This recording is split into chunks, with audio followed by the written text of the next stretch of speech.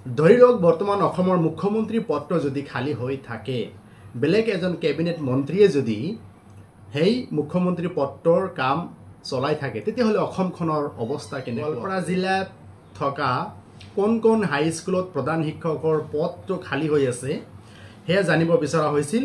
আৰু বৰ্তমান সময়লৈকে ৩৮খন হাইস্কুলৰ কিছু তথ্য মোৰ হাতত আহি পৰিছে। আৰু ৩৮খন হাইস্কুলৰ ভিতৰত দেখা গৈছে ১৭খন হাইস্কুলত বৰ্তমান প্ৰধান শিক্ষকৰ স্থায়ী পদটো খালী হৈ আছে। কোনোবা এজন ব্যক্তিক বা টিচাৰক ইনচাৰ্জ বা একাডেমিক ইনচাৰ্জ দি সেই স্কুলবিলাকত প্ৰধান শিক্ষকৰ কাম কাজটো চলোৱা হৈ আছে।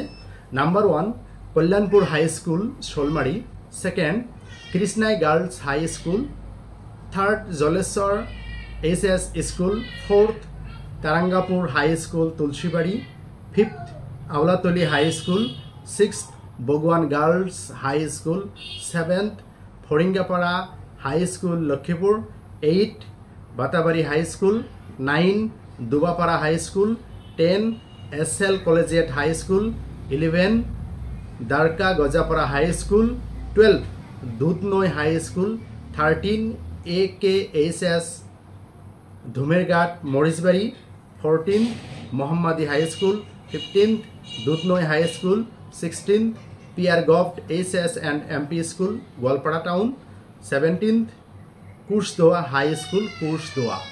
গতিকে দেখা গৈছে এই 17খন স্কুলত বৰ্তমান সময়লৈকে পোৱা তথ্য অনুসৰি প্ৰধান শিক্ষকৰ স্থায়ী পদটো খালী হৈ আছে। গতিকে ঘৰ এখনৰ যদি মুৰব্বী নাথাকে, তেতিয়াহ'লে সেই ঘৰখনৰ অৱস্থা কেনেকুৱা হয়? আচলতে মুৰব্বী নথকা ব্যক্তিসকল বা ঘৰৰ সদস্যসকলে বুজি পায় ঘৰখন কেনেকৈ চলি আছে। ধৰি লওক বৰ্তমান অসমৰ মুখ্যমন্ত্ৰী পদটো যদি খালী হৈ থাকে, বেলেগ এজন কেবিনেট মন্ত্ৰীয়ে যদি সেই মুখ্যমন্ত্ৰী পদটোৰ কাম চলাই থাকে, তেতিয়াহ'লে অসমখনৰ অৱস্থা কেনেকুৱা হ'ব? তেনেকুৱা ধৰণে এই হাইস্কুলবিলাকত যে প্ৰধান শিক্ষকৰ পদটো খালী হৈ আছে, গতিকে এই হাইস্কুলবিলাকত শিক্ষাৰ পৰিৱেশ, শিক্ষাৰ অৱস্থাটো কেনেকুৱা হ'ব পাৰে আপোনালোকে অলপ চিন্তা কৰিব।